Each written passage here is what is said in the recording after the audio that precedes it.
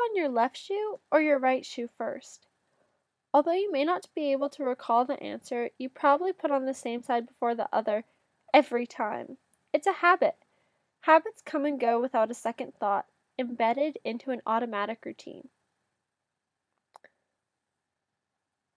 If people don't consciously think about their actions in a habit, how can they change them?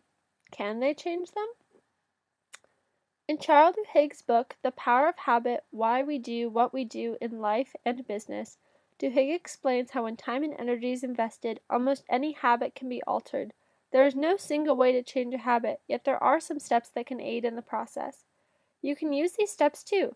Just plug your habits into them. All of the steps and information in this video is sourced from Duhigg's book. The first step is to identify the routine. Every habit is part of a loop with 3 parts: the cue, response, and reward. The cue triggers a response, resulting in a reward.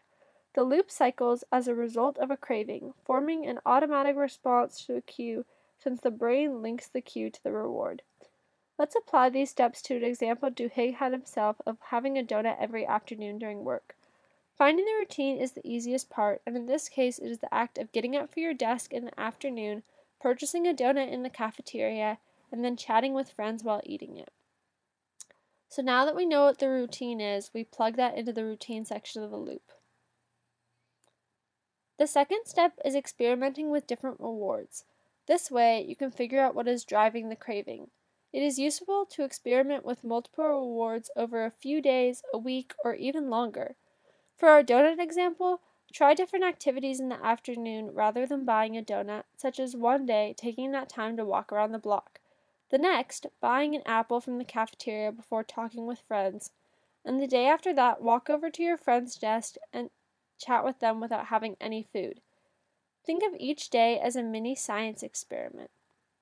By using different rewards, you can pinpoint what you are truly craving, which is crucial to reconstructing a habit. The third step is to isolate the cue. This is the hardest step to identify in the habit loop since there is a plethora of information that the brain takes in and recognizing a single act is difficult. Scientists have found that most cues fall into one of these 5 categories: location, time, emotional state, other people, or immediately preceding action. Take the habit, such as our donut example, and plug it into these categories over the next few days.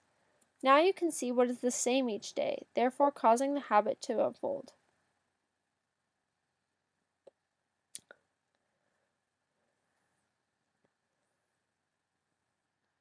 Now we have figured out the entire habit loop and can plug this in by figuring out what the cue is, what the response is, and how those lead us to the reward. And by knowing this, we can now figure out how to change our habits.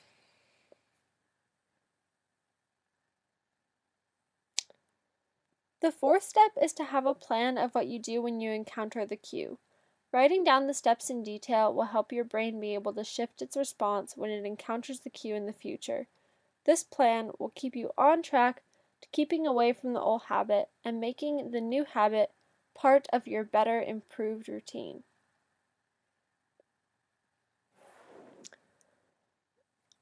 Though you may personally not have a bad habit like this donut example, this process works to alter habits such as overspending, procrastinating, and nail biting. People who feel their habits are impossible to change are right that it's difficult to change a routine, but their ideas seem questionable since they haven't dedicated much thought or effort to the process. These people would find that if they identified the steps to the habit loop in their own problems and contributed the time and energy, that almost any habit is able to be changed, improving their lives personally and professionally. Thank you.